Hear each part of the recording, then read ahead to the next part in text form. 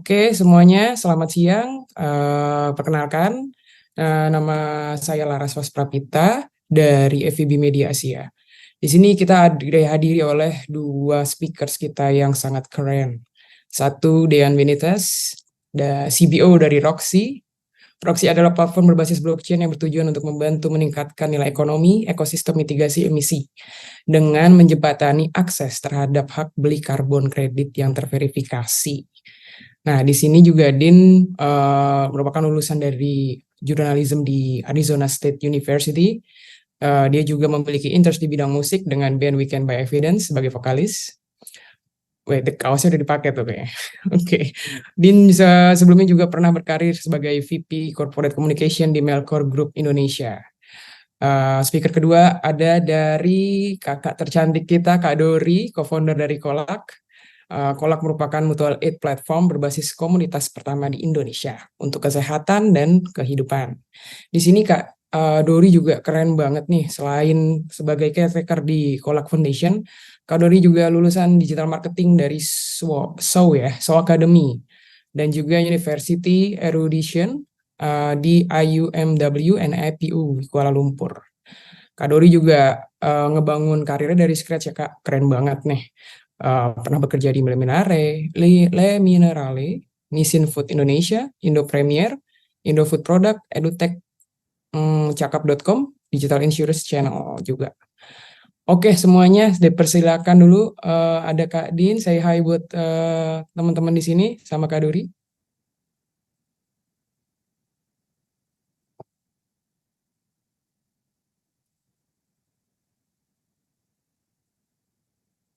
Belum keluar.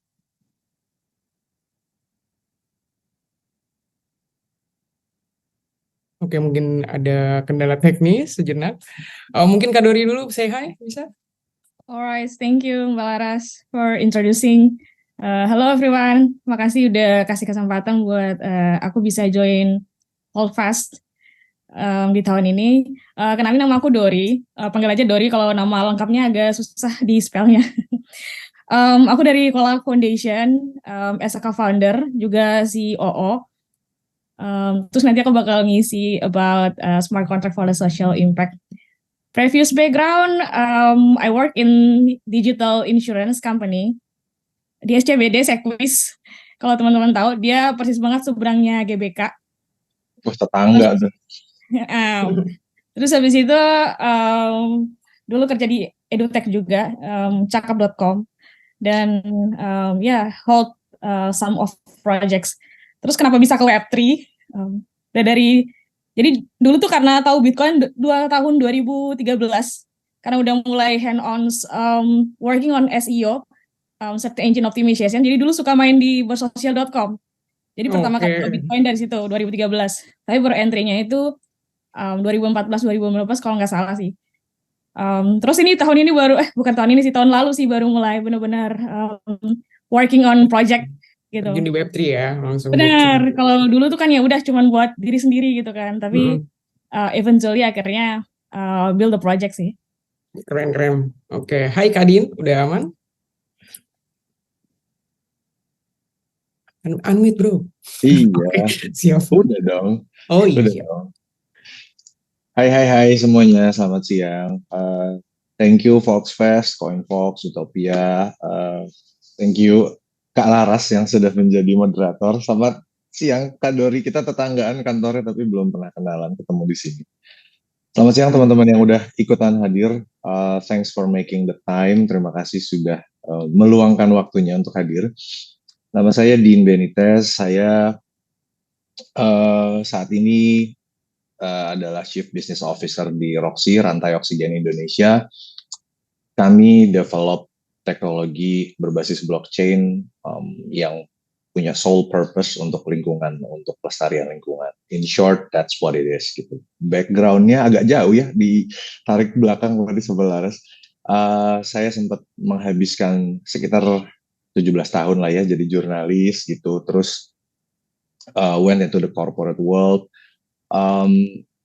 Dan kalau sebelumnya hanya ada di background gitu, tapi sejak 2021 lebih deep dive ke blockchain untuk purposeful targets or objectives, karena sejak 2010 saya juga tergabung dalam The Climate Reality Project yang dibikin sama mantan wakil presiden Amerika Al Gore untuk membangun kesadaran tentang climate change. Kalau 5 tahun terakhir yang kita ketawain adalah flat earthers di 2010, yang susah adalah convincing orang bahwa climate change is happening. Jadi climate deniers itu bukan new phenomena, sama kayak flat earthers gitu ceritanya. And sebagian infonya udah dibocorin sama Laras tadi ya gitu. Jadi saya agak bingung juga mau ngomong apa gitu, karena that's what we do, dan senang banget bisa ketemu sama teman-teman pegiat atau builders Web3 yang luar biasa gitu, yang jauh banget pengalamannya lebih in-depth gitu, jauh lebih hands-on, dan I'm happy to be here. I may or may not share some insightful things today di sesi ini, karena kalau terkait sama sesuatu yang terkait sama sosial atau punya social impact, maybe there is an experience or two that I can share gitu. Oke, keren. Oke, kita kali ini bakal bahas smart contract for social impact ya guys. Oke, ini ada satu yang bakal kita bahas dulu nih buat startingnya. Menurut Kak Din dan Kak Dori, bagaimana smart contract dapat memungkinkan adanya peningkatan transparansi dan akuntabilitas dalam inisiatif dampak sosial? Dan fitur spesifik apa dari blockchain dan teknologi terdesentralisasi ini dapat berkontribusi terhadap hal tersebut? Mungkin kita bisa mulai dari Kak Dori. Oke, langsung ditembak sih. Kalau aku sih berangkat dari experience when we built Kolak Foundation ya. Jadi short storytelling Kolak itu hadir buat sebagai alternatif teman-teman yang nggak punya insurance cover, atau mungkin teman-teman yang nggak ada access to healthcare sebenarnya sih. Gitu. Jadi yang kita tahu kan selama ini di dunia insurance itu tidak semua orang eligible ya. Kalau misalkan kita mau masuk asuransi itu ada yang namanya underwriting, terus kemudian preminya beda-beda tiap bulan, kayak tiap tahun juga berdasarkan umur gitu. Klaim prosesnya begitu panjang. Ketika udah bayar premi, belum tentu bisa lancar klaim prosesnya untuk berobat gitu. Dan kemudian adanya Kolak itu untuk mengeliminate segala administrative things di insurance. Jadi kita make it easier buat teman-teman yang pengen punya akses ke health tapi dengan cara yang mudah gitu. Nah, terus pertanyaannya adalah kenapa harus build on the blockchain gitu? Mungkin jawaban aku adalah yang pertama adalah immutable record, kita udah tahu ya. Jadi once everything is recorded on the blockchain, itu tuh nggak bisa, it cannot be altered gitu. Terus yang kedua adalah decentralization atau bersifat decentralized gitu, karena if you found in the insurance industry, everything is centralized by the company itself gitu. Tapi kalau misalkan in the blockchain, we give the members authority atau freedom untuk mereka bisa own their own data gitu. Dan satu lagi sih kenapa desentralisasi, karena untuk bantu reduce fraud yang ada gitu. Dan yang ketiga itu bersifat transparan. Jadi kalau di Kolak sendiri, we try to ensure members itu dia bisa verify every transaction dengan transparan gitu. Terus kemudian dia juga bisa track funds-nya dia. Dan yang terakhir mungkin kalau dari aku adalah sifatnya karena automated execution kali ya. Jadi kita bisa bisa reducing the potential error manipulation sih. Kayak gitu. Jadi intinya balik lagi kesimpulannya adalah if you found something that before it's not be transparent, tapi kalau misalkan kita pakai blockchain ya semuanya bisa di-track seperti itu sih. Jadinya orang nggak bertanya-tanya ya kayak premi gue kemana tiap bulan gitu. Bener. Nah, I'm just kidding, but it's the real fact gitu loh. It's true banget. Jadi kayak banyak banget nih produk-produk insurance konvensional. Benar. Agak sulit diakses, agak sulit untuk diklaim kayak gitu. Benar. Dan salah satu ya solusinya bisa dari lewat blockchain itu ya. Betul. We're not trying to disrupt or gonna kill or hit the insurance, tapi kita lebih ke alternatif karena ya the teknologi kan berkembang kan. Yes, gitu. Agree. Oke, kalau dari sisi Bapak Din, karena kalau dilihat nih social impact-nya bisa lebih ke arah alam juga kan, kehidupan. Yes, benar-benar. Gimana tuh? I like how Kak Dori put it. We're not trying to kill the game, but we're disrupting it, we're elevating it.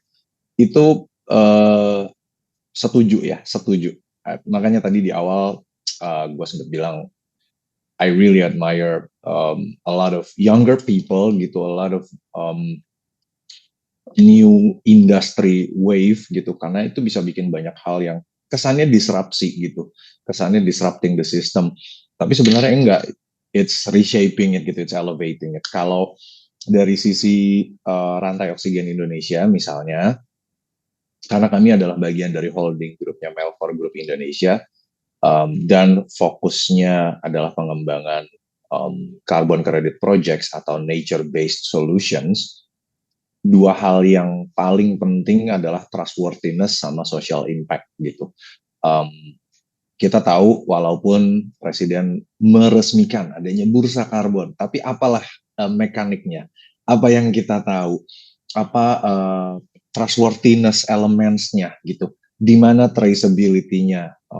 Lalu selanjutnya, apakah semua pencatatan data ini seaman, senyaman, secanggih pencatatan KTP dan NPWP?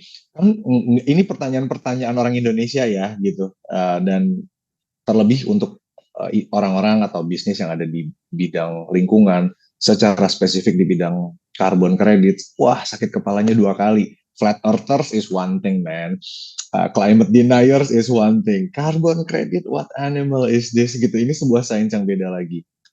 In short, blockchain bisa ngebantu circuitry, pengetahuan, pencatatan, profesionalitas tentang industri carbon credit, which I will be and am part of gitu ya.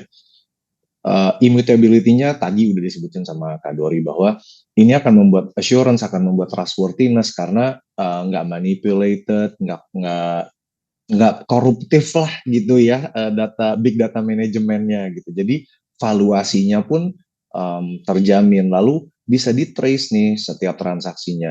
Rantai Oksigen Indonesia atau ROXI nggak jualan carbon credit. It's our sister company that is doing it. But what we do is we mint tokens yang bisa menjadi options gitu untuk beli carbon credit. There's a discount mechanism untuk bikin appetizing-nya, and then there's a trading function di dalam platformnya roxy.earth yang bisa membuat orang-orang token holders-nya melakukan jual atau beli and then gain financial benefits from it gitu. Jadi ada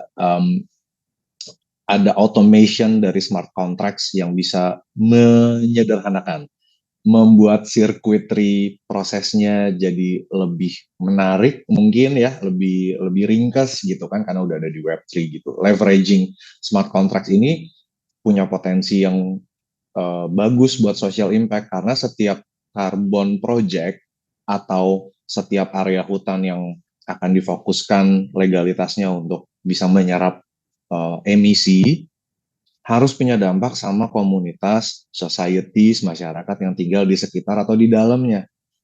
So I'm trying to bridge that gitu.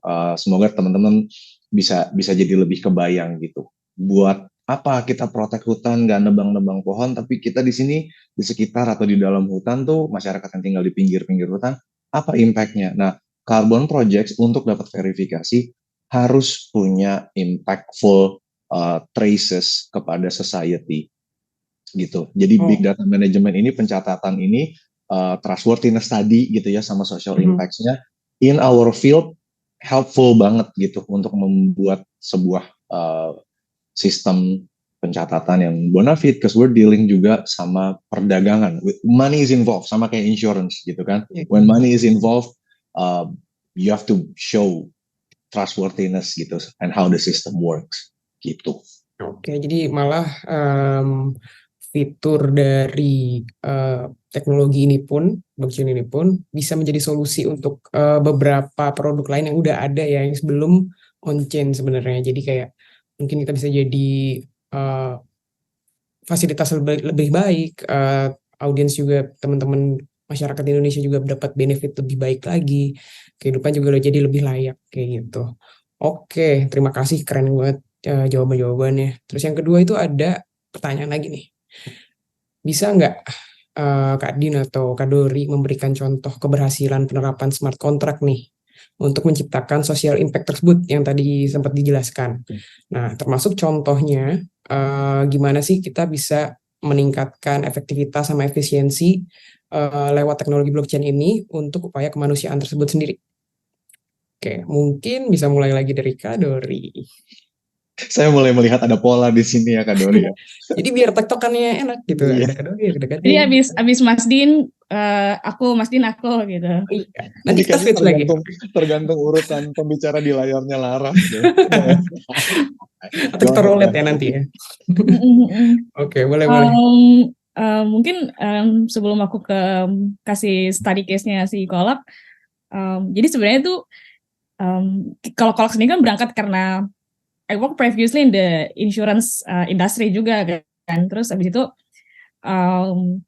setelah cari tahu gitu kan, ternyata di luar sana tuh banyak use case yang digunakan atau dipakai untuk mengutilize si smart contract ini gitu. Salah satunya tuh aku sendiri pribadi ya, bukan cuma Kolak doang, tuh belajar dari kalau teman-teman tahu Stellar Development Foundation. Ya, the token is XLM, Stellar Lumens. Jadi eventually itu baru tahu bahwa pada ini sebelum bikin Kolak ya, bahwa mereka tuh punya banyak banget program yang utilize smart contract untuk humanitarian program gitu. Nah, salah satunya itu adalah mereka kerjasama dengan PBB. Kebalik PBB kerjasama dengan mereka gitu ya. Ya collaborate each other lah. Nah, yang pertama itu ada, kalau aku nggak salah ingat itu UNHCR. Jadi itu mereka bikin satu program namanya Building Blocks. Jadi Building Blocks ini tujuannya itu untuk create humanitarian payments untuk orang-orang yang berdampak perang Ukraine Rusia kemarin. Even until now.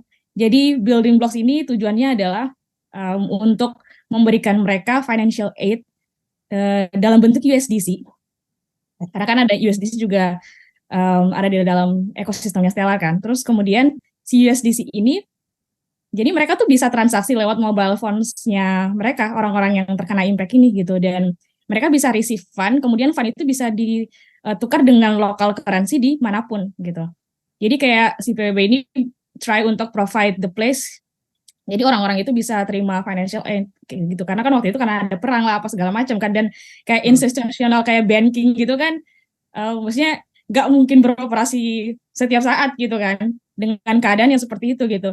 That is why akhirnya mereka bikin satu program yang aku bilang tadi, Building Blocks sih, untuk create humanitarian payments gitu. Nah kemudian ada juga yang kedua itu mereka support orang-orang di Afrika untuk adoption blockchain sama crypto. Salah satunya itu, kalau tadi kan UNHCR kan, kalau yang kedua ini ada UN World Food Program, ya kalau nggak salah sih itu. Jadi si food program dari PBB ini, mereka bikin satu program namanya itu, kalau nggak salah Food Aid untuk refuge untuk pengungsi di Afrika kayak gitu sih.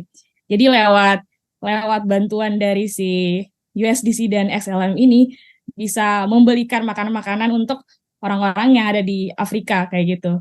Nah, kemudian karena transaksinya adalah payment, jadi karena kenapa pakai blockchain, karena biar transparan gitu. Jadi tidak ada yang ditutup-tutupi lah, istilahnya seperti itu gitu. Nah, dari situ akhirnya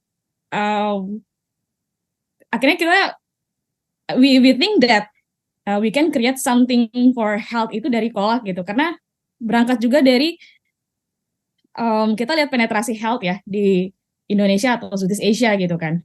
Karena waktu itu kan kerja di insurance tuh, I saw that.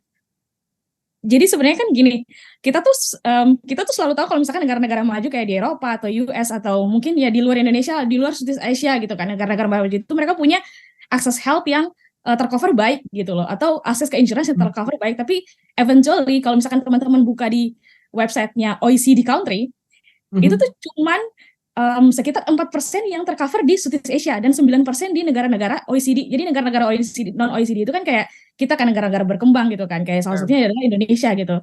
So the question is berarti akses ke sana itu ya tidak semua insurance itu maksudnya bisa bantu untuk cover gitu loh. Dan tadi aku bilang we're not try to kill that, tapi kita bikin sesuatu yang baru untuk orang-orang tuh bisa dapat akses ke health gitu loh lewat si smart contract ini. Kalau misalkan Kolak sendiri itu smart contract-nya itu diutilize adalah jadi semua claim process and transaction itu kita record gitu loh. Dan kita tahu sendiri ya benefit dari if we utilize the smart contract and blockchain gitu. Tapi kalau misalkan di insurance company tadi aku bilang karena bersifat centralized kan belum tentu gitu loh bisa di record claim processing-nya gitu. Kurang lebih seperti itu sih. Karena dan satu hal sih karena we believe that access to health itu should be fair for everyone gitu. Jadi dan satu teknologi yang bisa kita utilize the benefit-nya itu adalah using a smart contract blockchain. Eventually. Jadi kayak mudah dijangkau dengan kondisi apapun ya. Salah satunya adalah seperti perang kemarin.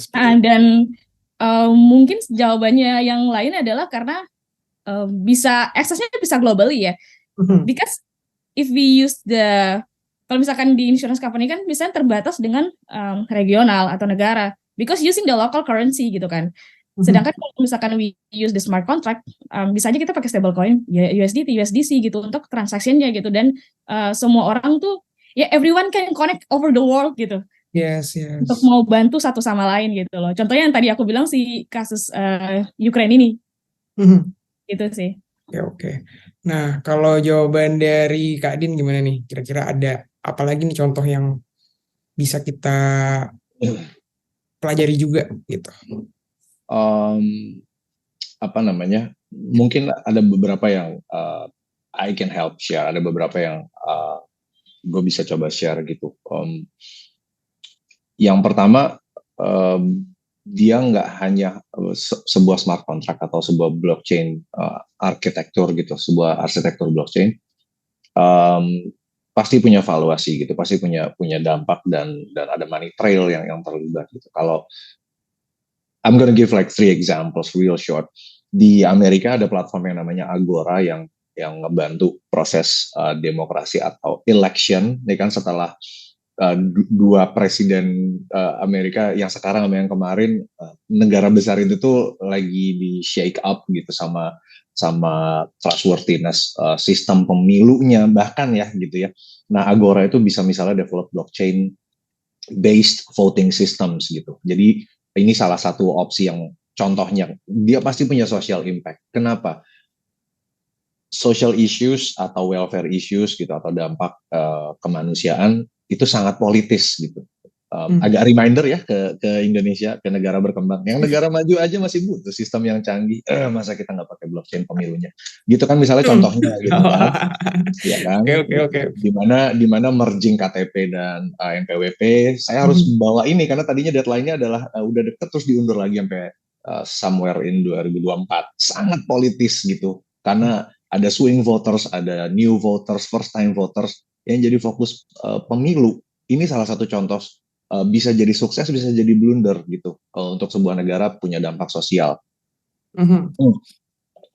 Contoh yang kedua adalah contoh di mana harusnya ada sebuah blockchain sistem yang dipakai, tapi enggak. 2018 orang Indonesia akan ingat sama Asian Games. Yang enggak ingat adalah semua gelaran yang terkait sama olahraga Olimpiade itu perlu ada pasangannya. Jadi kalau ada able body atau ya pertandingan-pertandingan yang sifatnya Olympic points gitu, maka harus ada yang untuk disability.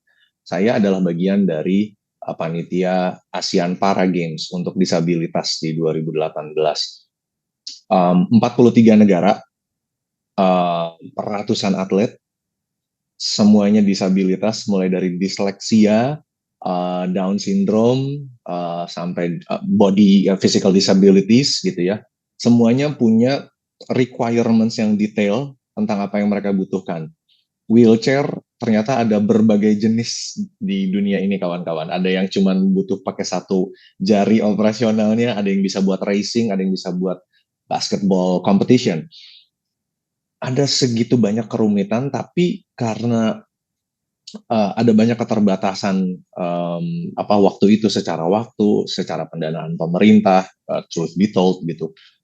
Maka yang terjadi adalah divisi tim IT kami pada saat itu harus devising their own software gitu yang ya masih sangat web tuh gitu, ya kan, to enable orang di sana bikin apps, kita bikin apps sendiri supaya orang di negara-negaranya di sana bisa masukin data dirinya, bisa tahu nanti nomor ponsel yang akan dia pakai di Jakarta begitu landing siapa, nama asyarnya misalnya Laras, ada fotonya, ID-nya, dia nginep di mana, klasifikasi disabilitasnya apa, without blockchain. So that's a pain problem. We got through that alive gitu dengan kembangan teknologi, but it could have been very useful for us gitu, for everybody untuk hosting event yang punya perintilan kerumitan banyak.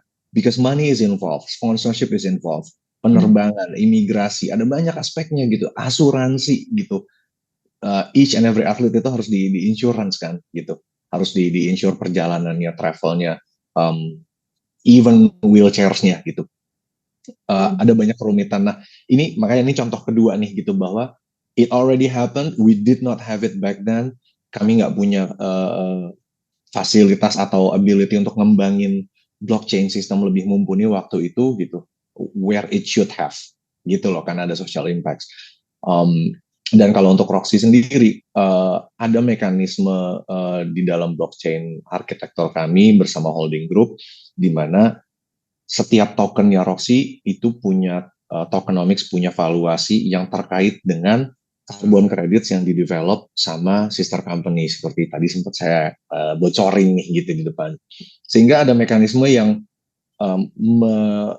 menginsure gitu, meyakinkan bahwa kalau ada orang yang agree with the idea, supporting the idea, setuju sama ide atau prinsipnya Roxy dan mau jadi bagian dari token holdersnya Roxy gitu, maka dia punya economic atau financial purpose yang sustainable, bukan hanya rasanya kayak investasi gitu, but it is more than that. Gimana mungkin kita ngembangin lebih banyak industri, ngembangin lebih banyak kemajuan kalau tempat kita tinggal, planet yang keren banget ini makin busuk keadaannya gitu. So teknologi in this case gitu, dalam environmental cases gitu, harus jadi rancang bangun yang penting. Ada lembaga verifikator dunia, lastly, ada lembaga verifikator dunia yang baru-baru ini juga di tahun ini kena banyak bad press gitu. Namanya VERA, VERRA, karena later on proven bahwa ada plot carbon credit project yang mereka approve dan verify, lalu terjadi financial transactions gitu ya, terjadi pembiayaan gitu, terjadi aliran uang, ternyata adalah bagian dari national parks atau hutan lindung atau bagian dari konservasi negara di Amerika. Wah, trustworthiness-nya langsung turun tuh. Artinya semua orang langsung nanya, kenapa harus lo yang verifikasi gitu, right? There's that gitu. Karena nggak ada transparansi yang lebih detail gitu soal data yang mereka bisa guarantee. Oh benar nih, satellite monitoring, presisi parametrik satelitnya benar di situ, itu lahannya Laras, bukan lahannya perkebunan gitu misalnya. It shows exactly dampak sosial yang kita bisa leverage gitu. Money is involved, people are involved. Oke. Dari semua itu kan berarti kita ada banyak pihak yang bisa involve nih. Dan lokasinya itu bisa dari manapun. Dan semua orang bisa tahu secara transparan apa yang bisa kita berikan, fasilitaskan kayak gitu. Tapi dari sistem yang terbuka seperti itu, di sini apakah sistem ini cukup safety, dan apakah khususnya dengan hal di bidang apa ya, kayak gimana ya, di sisi privasi data nih, bagaimana menurut Kak Dori dan Kak Dini gitu. Mungkin sekarang biar nggak sesuai dengan layout ya, bisa Kak Din duluan. Gue baru mau minum, Ras. Oke. Ya, minum. Nggak apa-apa, sambil. Em, apa kata-kata privacy atau personal security ini emang jadi key features gitu untuk semua rancang bangun blockchain. Mau mau itu adalah sebuah platform yang ngejembatanin komunikasi, melakukan pemantauan data pemilih, memberikan sumbangan untuk pengungsi di dimanapun gitu ya. Data ini penting kan kalau nggak ada pendataan nggak bisa juga terjadi sistemasi gitu berapa orang sih gitu. Tapi pertanyaannya memang jadi agak ngawang-ngawang kalau di Indonesia gitu. Memastikan integritas sama immutability smart contract tentang keamanan datanya ini penting banget. Harus ada pengujian-pengujian, harus ada auditing terhadap codingan yang dipakai untuk bangun ini. Harus ada mekanisme-mekanisme pengembangan yang juga sesuai dengan minimum requirements gitu. Kalau kita ngomong data privacy di Indonesia, tentunya akan sangat kayak patah hati gitu ya nggak sih, jujur aja nih kan di Fox Fest ya gitu, Fox Populi Fox Day gitu, and the folks don't believe it. Ada undang-undang ITE gitu tentang perlindungan data pribadi gitu, sehingga dalam penerapannya kita harus acuannya ke situ gitu, walaupun kita juga patah hati, kita tahu at that level di tingkat yang lebih tinggi, di tingkat negara, administrator atau di tingkat nasional, belum ada assurance yang lebih baik soal itu gitu, right?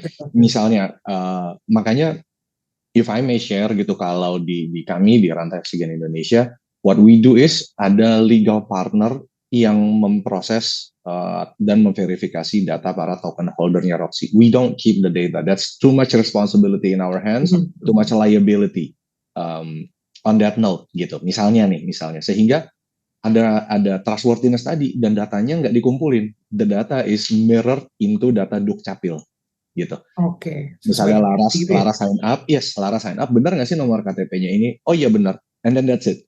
There's no data keeping. Itu yang misalnya salah satunya, salah satu bentuk respecting personal information misalnya gitu ya. Jadi hanya di mirroring. Ya walaupun kita nggak yakin amat data Dukcapilnya updated gitu ya kan. Ntar lagi musim pemilu nih, muncul nih berita-berita gitu, ada yang udah meninggal 65 tahun lalu terus tahu jadi pemilih misalnya gitu kan, atau ada anak di bawah umur tahu milih 6 kali. Itu kan tandanya nggak beres di sisi administrasi nasionalnya gitu. But kalau boleh kasih contoh, mungkin sistem-sistem itu yang bisa dibangun, jadi nggak terlalu banyak liabilities, there's not too much pressure or responsibility we take without getting ready or being accountable untuk mengolah data pribadi gitu. Ini sensitif banget, bikin security protocols yang mumpuni supaya bukan hanya kita nggak nyimpen data pribadi, tapi sistem ini pun the whole blockchain and smart contract mechanisms misalnya di masing-masing industri gitu, atau di masing-masing bisnis juga bisa well protected gitu, karena kita akan ngomong intellectual property nantinya. Kita akan ngomong, iya kan? Kita akan ngomong jeroan gitu. So it works both ways, I think. Bukan hanya data privacy para usersnya gitu ya, Kadoria gitu, atau clients atau consumers gitu. But at the same time juga perlindungan terhadap attack gitu kepada orang-orang yang develop pakai hati, pikiran sama lembur gitu. Ya. Betul. Ini juga ada, ini juga ya, butuh juga sih sebenarnya buat ngembangin kayak gini, keterlibatan para pemangku kepentingan juga ya. Yes banget. Oke, kalau dari sisi Kadori gimana nih? Kayaknya udah kejawab semua sama Mas Din ya. Janganlah, ambil lah, gue kan kasih bukaan aja tadi itu, masuk dong. Ya kan? Jadi tadi ya diputar bagiannya gitu, Mas Din duluan gitu, buka pintu dulu gitu ya. Kalau aku sih ngambil bukan dari kolak doang ya, tapi it's for all, mungkin other project juga gitu yang berhubungan dengan social impact atau tidaknya itu. Mungkin kalau misalkan kita bisa tarik dari technical things-nya, kalau dari aku pribadi sih mungkin kayak ada 3 gitu. Yang pertama adalah security-nya udah pasti gitu kan. Kayak misalkan kolak, karena kita utilize the smart contract, otomatis we need to auditing the code juga gitu. Dan nggak bisa kayak cuma developer kita doang yang audit, kita harus cari satu institusi atau expertise yang memang dia bidangnya adalah di smart contract security auditing kayak gitu. Jadi bisa ke-proof documentation-nya gitu. Terus yang kedua adalah desentralisasi identity dan access control yang tadi udah Mas Din sedikit buka pintu, banyak buka pintu sih. Karena kan pasti Gimana Kadori ya? ngejelasinnya secara teknis nih. Woi. Ya, gimana caranya kita nge-define, kemudian manage permission for the members atau partisipan yang ada di dalamnya gitu kan. Gimana caranya kita ensuring bahwa platform ini nih bisa, jadi members itu bisa can interact well with the smart contract gitu loh. Terus gimana caranya kita ensuring juga kayak misalkan manajemen access control yang kita gunain tuh just only the certain parties yang bisa akses gitu. Jadi tidak semua orang tuh bisa ada akses ke situ. Seperti itu sih kalau dari aku. Jadi singkat, padat, dan jelas karena tadi udah banyak sama Mas Din gitu. Keren. Oke. Enggak sih, gue sekalian curcol aja. Habis bentar lagi kan banyak ini ya, banyak berseliweran di musim kampanye ini nih, janji-janji gitu. Pengen aja gitu. Pengen aja. Karena lu udah bisa ini ya, apa namanya, KTP itu udah bisa lu verified kayak gitu di produk Roxy. Kalau untuk ngecek, iya, kalau ngecek data Dukcapil sama nih, namanya Laras gitu. Oh iya, ini fotonya, ini nomor KTP-nya. Ya udah, cuman gitu doang. Tapi yang kita khawatirin kan bukan itu gitu. Yang kita khawatirin who's managing the data, 270 juta jiwa, right? Betul. Gitu. Oke, ini ada kesinambungan lagi nih. Kita mulai masuk ke sesi Q&A kali ya. Aduh, serem nih. Ya. Jadi ada yang nanya nih, bagaimana cara untuk membuat sistem insentif yang berguna bagi semua pihak? Mengingat di dalam dunia blockchain segala pengembangan dilakukan secara terbuka dan publik. Ini ada kesinambungan nih, tadi kita udah bahas secara impact-nya dan secara teknisnya juga nih. Mungkin, oke deh sekarang Kak Dori deh, kita switch lagi. Aku lagi baca pertanyaannya, membuat sistem sampai semua pihak mengingat dalam regulasi segala pengembangan dilakukan secara terbuka dan publik. Mungkin jawabannya relate dengan jawaban yang barusan kita jelasin tentang technical things kali ya. Tapi ya, boleh dikit kita tarik ini, elaborate dikit. Iya gitu. Ini gue ngambil contoh di use case Kolak ya.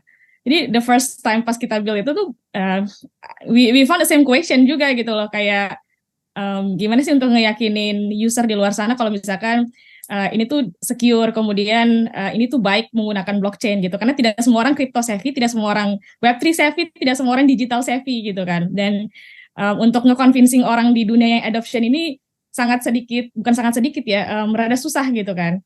Nah, that is why akhirnya kita berusaha untuk jelasin kayak misalkan kita ada KYC, terus kemudian verify-nya pakai FAI authentication, abis itu kemudian kita using the API management untuk access control-nya. Jadi yang tadi gimana caranya host manage permission gitu kan untuk different partisipan, karena itu sangat riskan kayak gitu kan. Terus kemudian ensuring bahwa orang ini tuh benar-benar human gitu, yang tadi kata Mas Din bilang ya, KTP-nya ya bukan cuma ensuring KTP-nya sama dengan di Dukcapil sebenarnya, tapi who's yang manage sama apakah data ini real atau tidak kayak gitu. Terus kemudian yang tadi aku bilang, karena we utilize the smart contract, kita tahu kalau misalkan it can be transparan gitu kan, tapi balik lagi harus ada security auditnya gitu. Itu untuk convincing people di luar sana gitu kan. Kenapa harus ada security auditnya? Jadi untuk kasih tahu bahwa gimana dari auditing ini bisa address vulnerabilities-nya gitu. Jadi biar mereka tuh yakin gitu loh bahwa yang digunain ini bukan cuman kayak oke, gue baca di internet blockchain transparan, dia secure, tapi memang ada proses teknikalnya kayak gitu sih, biar bisa ke-proof lah istilahnya kayak gitu. I see, oke. Jadi harus if I may pick up Dori gitu. The idea is interconnectivity gitu. Artinya ada direct and constant system connectivity untuk membuat ini seamless, membuat ini borderless. Karena itu ada banyak pihak tadi pencocokan API untuk proses KYC. Yes, very technical gitu, but and also very fundamental. Karena itu kita perlu involve banyak beneficiaries nih kalau pengen ada emang impact-nya, mengingat ini terbuka tapi it's not lapangan bola yang nggak ada yang boleh pakai. Mau pakai lapangan bola aja harus nanya dulu gitu kan. Benar. Right? Audit is one thing. Sistem audit, financial audit itu akan menjamin trustworthiness-nya. Or kalau boleh spill dikit banget gitu, Roxy lagi ngembangin sesuatu yang baru di mana akan ada local heroes yang bisa terlibat, local communities dengan tadi ya harus ada pencatatan ini, punya KTP nggak, benar nggak dia warga di sini gitu, yang lebih scrutinizing lagi gitu untuk pencatatan impact-nya. Kan ini ngomongin impact gimana sih gitu, mastiin dia akan terimpact. Even also engaging with fintech institutions or even banking institutions, karena mereka punya legalitas, mereka punya kemampuan dan histori gitu ya, dan sebagian besar mulai juga pelan-pelan mengadopsi tanpa tepuk-tepuk dada gitu, pelan-pelan mulai mengarah nih ke blockchain gitu. Udah ada beberapanya. I cannot mention anything yet. I'm sorry, but it is what it is gitu kan. Tapi yang nggak kalah penting selain auditing, involving local heroes gitu supaya bisa dapat pencatatan atau community leaders misalnya ya. Yang nggak kalah penting dan yang kadang-kadang bikin berat ya, Kak Dori, correct me if I'm wrong, adalah kita tetap harus sinergi sama stakeholders, any government body yang terkait sama field kita, sama industri kita. Harus. Kenapa? Mastiin koridor peraturannya tepat, atau kalau belum ada, maka regulation will always follow innovation. Inovasi pasti duluan daripada regulasi. Gitu. Ini mungkin buat ngebantu ngejawab pertanyaan tadi. Jadi belum banyak regulasi yang bisa memastikan bantuan tuh sampai apa enggak sih. Bansos aja masih ada kasusnya kan di pengadilan gitu. Karena itulah kita butuh hal-hal seperti ini teman-teman gitu. Salah satu contohnya, siapa yang nyatet? Orang kelurahan ya. Terus kalau dia pas lagi diajak ngomong dia meleng, nulisnya harusnya 5, dia tulis 50, kan nggak ada yang tahu juga gitu. Ini hal-hal yang nggak kalah penting, walaupun bikin pusing atau patah hati gitu. We have to keep working with existing administration. Kita harus tetap bisa gitu. Karena kalau kita yang mau bikin perubahan ini nggak berhasil atau nggak mau menjangkau di titik itu, maka nggak lebih cepat lagi perubahannya terjadi gitu. Nggak lebih cepat lagi impact sosialnya nyampe. Oke. Thank you. Nah, ini ada lagi pertanyaan. Ini buat Kak Dori nih. Mungkin kita bisa elaborate-nya untuk lebih general ya. Jadi kenapa dari penjelasan yang tadi ini agak-agak relate juga. Kenapa asuransinya harus pakai blockchain dan kenapa harus pakai smart contract gitu. Jadi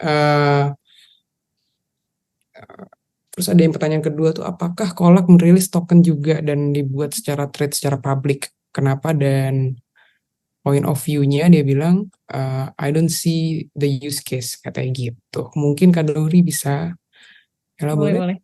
Boleh. It's a good question karena selama ini orang kira kita tuh insurance, tapi we're not insurance anyway. We are in mutual aid platform. Itu udah dua hal yang berbeda. Buat penanya, aku mungkin bisa suggest if you want to find the completely answer, bisa ke website kolak.org. Itu di homepage kita ada kasih different table bedanya kita sama digital insurance sama web to mutual aid itu apa. Terus kalau di white paper kita itu kita jelasin juga kenapa sih harus blockchain sama smart contract gitu kan. Nah, terus tapi mungkin aku bisa bantu elaborate sedikit. Yang pertama itu kita bukan asuransi, kita itu mutual aid. Jadi konsepnya itu adalah patungan, bukan juga crowdfunding. Kalau misalkan crowdfunding itu kan you pull money on one pool gitu kan. Tapi kalau misalkan kalau di Kolak itu bisa dilihat juga di websitenya, just pay when needed gitu. Jadi istilahnya kayak kalau misalkan kasih analoginya dulu kayak kita sekolah, kita punya uang kas gitu. Dan uang kas itu kan maksudnya kita ngumpulin barang-barang kan tidak harus memberatkan satu sama lain kan, dan kemudian akan dipakai ketika salah satu di antara kita ada yang kena trouble, atau mungkin kayak misalkan salah satu orang tua kita ada yang kena trouble, kita bisa kita bisa pakai uang kas tersebut gitu. Nah sebenarnya kalau misalkan back to the history dari insurance itu kan dia berangkat dari mutuality sebenarnya kan. Jadi kan dulu kan orang berkumpul untuk patungan satu sama lain gitu. Cuman karena seiring perkembangannya zaman sampai dia modern, akhirnya jadi industri yang seperti sekarang ini gitu. Nah tadi di awal tuh aku jelasin bahwa tidak semua orang itu dia eligible untuk memiliki health access to the insurance gitu, karena ada yang namanya underwriting gitu. Misalkan kamu udah punya penyakit bawaan gitu kan, belum tentu diterima gitu loh untuk punya cover insurance gitu. Terus kemudian setiap bulan itu harus membayar yang namanya premi gitu. Ya kayak misalkan di BPJS kan kita tiap bulan kita bayar kan beda-beda kelas kan. Nah kurang lebih sama kayak di insurance kan, preminya tuh ada, dan itu tuh berdasarkan age dan gender gitu loh. Jadi ada istilahnya mortality morbidity gitu. Dan ini serem nih topik ini. ya, dan tadi aku bilang not everyone itu they come from the financial settle gitu. Jadi sebenarnya kolak ini ada untuk mengeliminate administrative things yang ada di insurance yang mungkin terlalu bertele-tele. Sebenarnya singkatnya seperti itu sih ya. Jadi kayak misalkan tadinya gue harus bayar premi, tadinya harus pakai underwriting, tadinya gue tidak eligible dapat health cover, tapi kalau misalkan dikolak, people helping people gitu. Karena gue percaya bahwa we come from the huge members gitu, we come from the huge community gitu loh, yang dimana ada platform yang mempermudah gue dan teman-teman untuk bisa patungan satu sama lain untuk ngebantu. Kayak gitu sih sebenarnya. Nah terus kenapa harus pakai smart contract atau blockchain? Yang ngebedainnya adalah if you found in the insurance, the claim process cannot be record gitu loh. Tapi kalau misalkan kita pakai smart contract kan everything can be record gitu kan. Dan ketika lu bayar premi tiap bulan, contoh gitu kan, you didn't know where your money go, and you didn't even know kayak misalkan intinya you didn't even know how to track all the transactions gitu. Nah tapi kalau misalkan dikolak, contohnya kayak Binance Charity deh gitu kan. Ketika kita donate, we can see all the transactions gitu loh. Oh ternyata ini dari orang A, terus sekian gitu kan. Terus dia ada tax ID-nya lah dan segala macam. Sebenarnya itu yang mempermudah sih kalau misalkan dikolak sendiri gitu. Dan yang berikutnya adalah aku bilang kita tuh ingin everyone can connect each other globally. Jadi nggak cuma di Indonesia doang sih. Jadi people can helping people globally lah kayak gitu. That's why kenapa kita try untuk utilize this technology ya. Dan pertanyaan yang kedua, kita isi token apa enggak? Mungkin kalau visit di website yang sekarang masih ada di bagian white paper-nya masih ada plan untuk issue token, tapi untuk nanti kita mau official launch, jadi kalau mau official launch itu minggu depan, tanggal 5, kita memutuskan jadi setelah kita discuss with the regulator, jadi balik lagi kita we try our best untuk give to the community gitu loh. Jadi ketika waktu itu kita mau issue token, we ask the community for the question gitu. Maksudnya adalah jadi kita nggak mau stigma orang itu adalah lu issue token cuma karena lu pengen raise fund doang gitu. Padahal kan sebenarnya tokennya ini digunain untuk istilahnya kayak untuk currency that everybody can use gitu loh. Akhirnya kita memutuskan untuk for our initially official launch we will use the stablecoin itself gitu. Jadi tujuan yang pertama adalah robust dulu platformnya. Setelah misalkan community ngerasa this is enough for them, maybe we can issue token ya later. Tapi kita belum tahu kapan gitu. Jadi kita masih on progress juga. Jadi sebelum official launch, kita lagi revise our version 2 white paper. Jadi biar teman-teman tahu kalau misalkan nanti the next itu untuk transaksi di dalam mutual aid platformnya itu pakai kolak yang akan issue token sendiri atau akan pakai token yang memang sudah ada gitu. Contohnya kayak stablecoin yang tadi aku bilang kan ada USDT atau USDC. Contoh. Semoga kejawab. Aman, Kak Mandre. Oke. Nah, itu semua jadi kayak dan kolak sendiri itu community base ya. Jadi semuanya bisa involve secara global ataupun teman tongkrongan kecil sampai yang ada di luar negeri kayak gitu. Nah, kita tuh ada, jadi setiap Kamis itu kita ada namanya kolang kaling. Jadi namanya kolang kaling gitu kan. Kolang kaling tuh mungkin kalau misalkan jadi kolang kaling tuh siang-siang nih Dori, jangan ngomongin kolang kaling. Laper juga sih gue jadinya. Kolang kaling kita voice chat session sama anak-anak di community gitu kan. Kayak jadi kita kayak upgrade progress gitu. Jadi we build something yang kayak try to involve them as a family sebenarnya sih. Karena gue bilang ke teman-teman kayak we have to try to be humble. Jadi biar kita bisa komunikasi sama mereka, kita tahu kebutuhannya mereka apa gitu. Karena kayak misalkan Roxy ya build something karbon tapi ya pasti ya itu come from the what community atau masyarakat butuh kan sebenarnya kan. Dan sama kayak Kolak juga sih, kita coba komunikasi sama mereka gitu kan, kayak yang kita build ini is that solve your problem, atau if you have any feedback or any advice for us, we are very open for that. Kita bukan yang kayak ini nggak boleh nih, ini boleh nih gitu-gitu sih. Jadi we are very open ya, tadi kayak Balaras bilang community based. Ya, terus juga dari dua produk ini ada yang ke arah kehidupan dengan alam, ada yang secara kesehatan dan kemanusiaan ya. Jadi dengan menggunakan smart contract sebenarnya kita bisa. Tadi dulu bro. Iya. Oke. Kita bisa juga mempermudah untuk mendistribusikan secara bukan hanya mencari profit, tetapi juga kita bisa create something good in life melalui teknologi blockchain kayak gitu. Oke, boleh sekarang Mas Din, silakan. Akhirnya, I'm not gonna answer the questions yang karena udah selesai gitu. Tapi to each their own. Setiap komunitas atau inisiator atau developer atau ekosistem pasti punya needs, punya kebutuhannya, punya karakteristiknya sendiri-sendiri, karena itu akan punya use case-nya sendiri-sendiri. Di beberapa forum kayak obrolan-obrolan sama teman-teman beda-beda komunitas ya, sayangnya kolang-kaling belum kedengeran gitu waktu itu rasanya kita, padahal kantornya dekat, tinggal jalan nyebrang ke Equus tuh, aduh. Gue udah pindah lagi, ntar deh gue datang deh kalau ada kolang-kaling. Soalnya sering kali dibajaknya sama anak-anak utop gitu, halo Rian sama Jua, enggak. The idea is nggak semuanya perlu blockchain, nggak apa-apa juga gitu.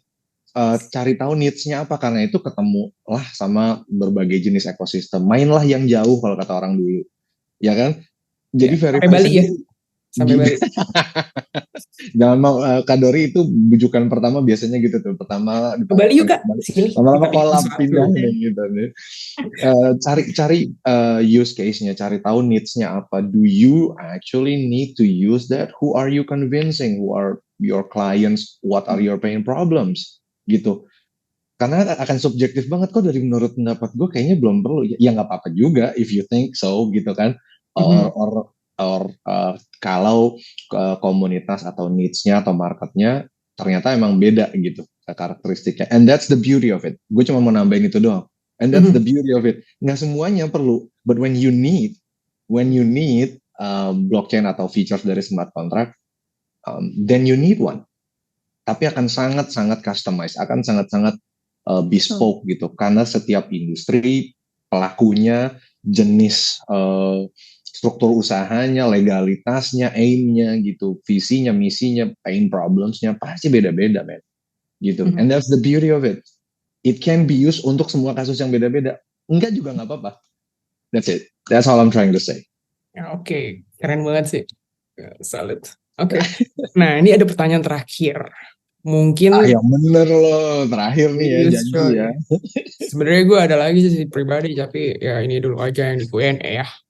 Nah, di sini Kak Opal menanyakan, menurut narasumber, bagaimana tren blockchain di social impact di tahun depan? Sektor apa yang menarik nih? Karena kan tadi ada beberapa nih, kita udah sempet dapat buat yang social impact, buat war ada, buat mutual aid antar case ataupun yang happening di kehidupan ada, terus buat mitigate the emission juga. Nah, kira-kira di tahun depan nih selain politik juga ya Kak Din, tolong di sini ada social impact apa buat tahun depan yang bisa kita, yang lebih menarik nih, sektor apa kira-kira? Sekarang milih sendiri, siapa yang mau duluan? Ayo. Gue nembak deh, Kak Din aja deh, gimana? Ya. Udah lama gak ditembak. Anyway,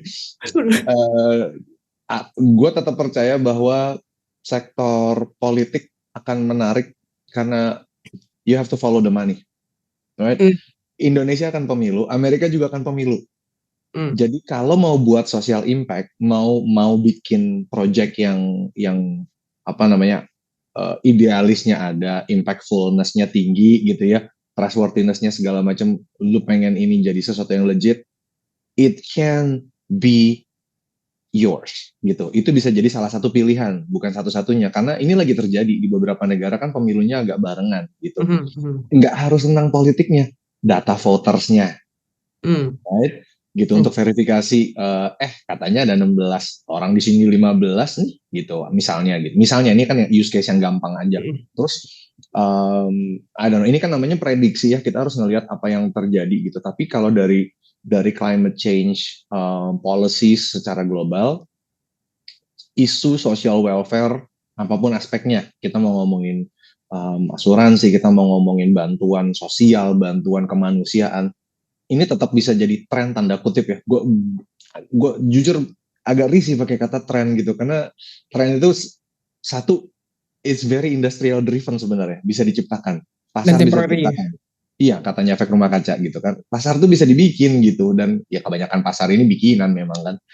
But kalau iyalah gitu, kalau kita pengen juga punya social atau apa socially being impactful gitu, next year di tahun yang berikut juga akan bagus momentumnya gitu. Bukan hanya karena ada perang Rusia Ukraina yang udah 1,5 tahun terus semua orang lupa. Bukan hanya karena suhu politik Timur Tengah yang nggak mungkin lebih turun dari teriknya matahari gurun gitu, atau Asia Tenggara dan sebagainya gitu. Tapi last but not least kali ya, kalau gue mau bilang, if you want to do something impactful, yes, remember who we are before the whole blockchain, before the whole politics and new money, borderless, non-fiat money. Remember who we are, man. We're just humans inhabiting this planet.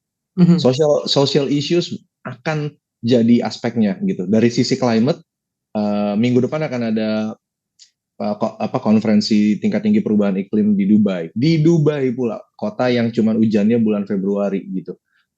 So it should bring a lot of political and economic spotlights gitu ke bidang climate change yang pasti juga menyasar humanity gitu. Oke.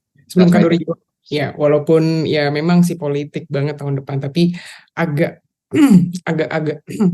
susah mungkin ya dengan semua pergerakan partai ataupun pemangku pemenang gitu. Dengan kondisi sekarang ya agak berat gitu, kayak apa-apa, 50 atau gimana gitu. Aman. Saya tidak juga. Oke, sekarang boleh Kak Dori, silakan. Kayaknya udah lengkap sama Mas Din sih. Diambil semua lagi ya? Udah diambil semua gitu. Apa lagi ya mau gua jawab apa ya? Kalau dari aku sih mungkin ini ya, kalau misalkan lebih di spesifik use case, apa sih yang ngetrend? Karena sekarang kan lagi AI-an kan. Benar. Kalau teman-teman wondering, jadi ada satu project baru, kalau nggak salah sih di base in Singapura, namanya Healthcare Hero. Nanti browsing aja, dia keren banget. Itu gabungan antara Web3, Health, dan AI. Jadi kayak Halodoc versi Web3. Apa namanya, sorry Kak? Healthcare, Go Health Go Hero apa Go Health Hero gitu sih.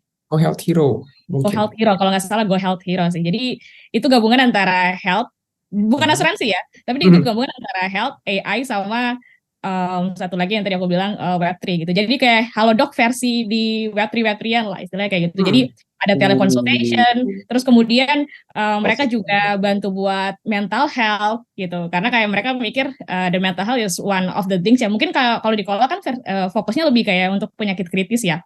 Dan jiwa gitu kan. Maksudnya bukan sakit jiwa ya. Terus nah, tapi kalau misalkan di mereka itu fokusnya kayak misalkan mental health gitu.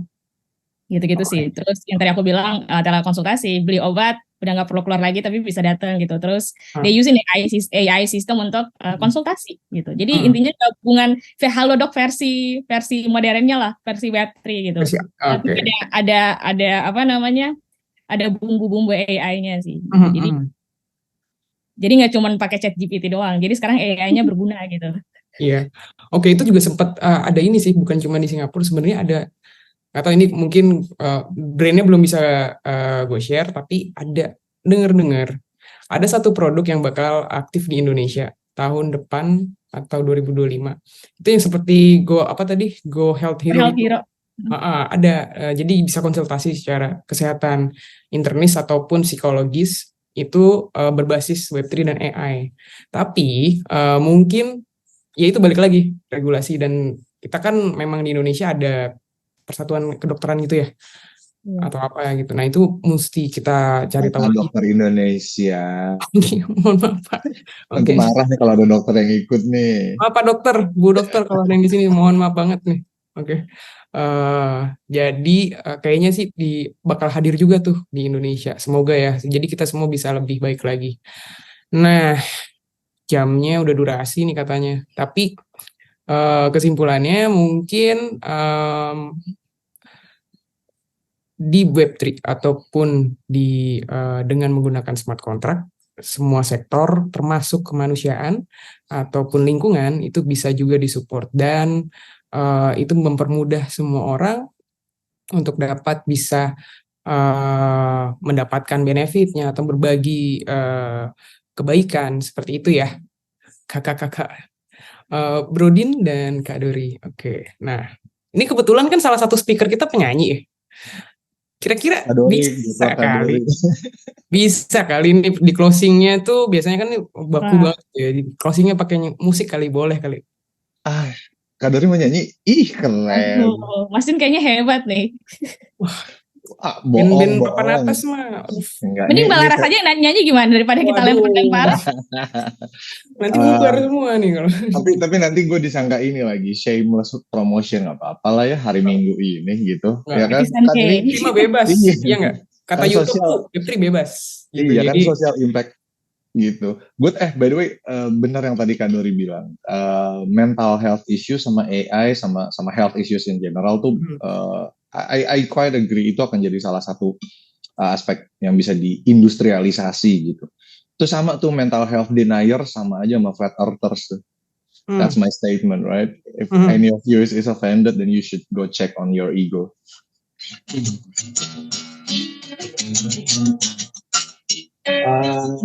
Lagu ini kebetulan judulnya Ego ya, requestnya Laras nih Kak Dori. Ini ada di semua platform digital. Cari Weekend by Evidence, karena biasanya kalau akhir pekan ada barbuk ya. Dengarkanku ini bicara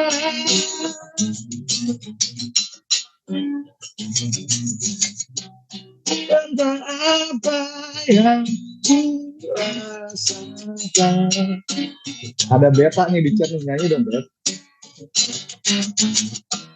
Berikan sejarah waktu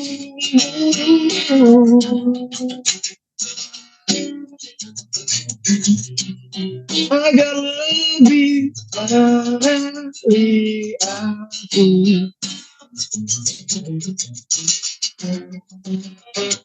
Padamu ingin puaskan saja segala apa yang telah lama tersimpan jauh di dalam dada. Adakah engkau sadari aku butuh dimengerti, bukan sekedar basa basi.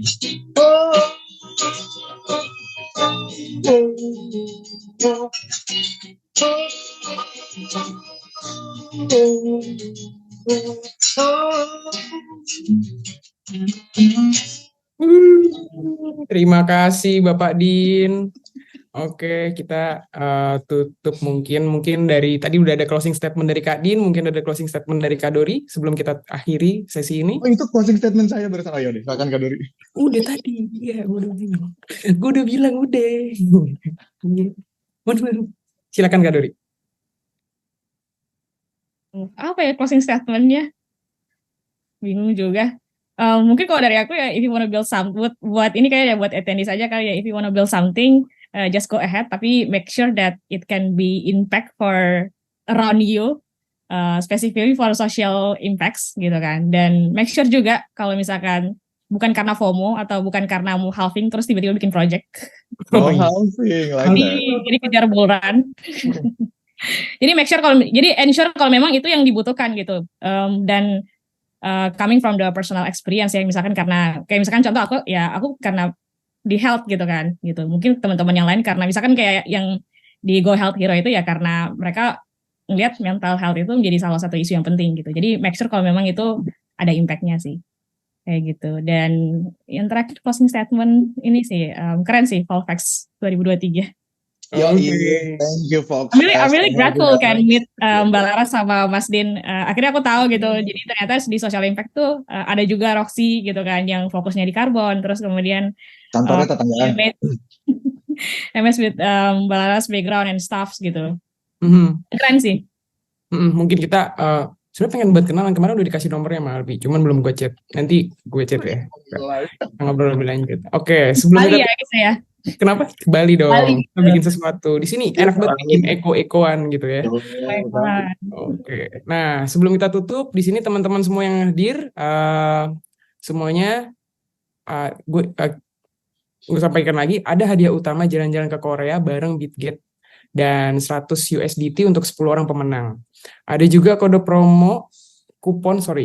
kupon khusus dari MySkill buat teman-teman yang mau upgrade skillnya. Teman-teman juga boleh coba fitur baru instant trade dari toko kripto ya, itu keren. Terus detailnya semuanya ada di kolom chat, juga Instagramnya Volksfest ya. Nah, Volksfest, ada yang kemarin tuh searching Volksfest, jadi kurang S, jadi ada Volksfest, oke? Nah, teman-teman juga di sini jangan lupa download juga Crystal Wallet biar bisa klaim digital certificate-nya. Di situ ada di kolom chat, dan terima kasih semuanya sudah pada hadir, para pembicara kita Kak Din, Kak Dori, tim dari CoinVolk, dan tim dari Utopia. Terima kasih juga sudah diberi kesempatan untuk menjadi moderator. Dan setelah sesi ini ada sesi selanjutnya, itu topiknya tentang Future of Music and Entertainment Industry Salah nih, digital salah. era. Ini bareng Mas Nino nih, kebetulan Mas Nino Fernandes sama Alexandra Watts yang bakal dipandu sama Mas Reid Agil sebagai moderator. Oke, jadi kita akhiri sesi ini. Thank you so much everyone. Thank you everybody. And happy to see you all. Happy Thank you weekend. everybody. Yeah, so goodbye. Thank you. Bye. Good Have a day. nice weekend. Yeah.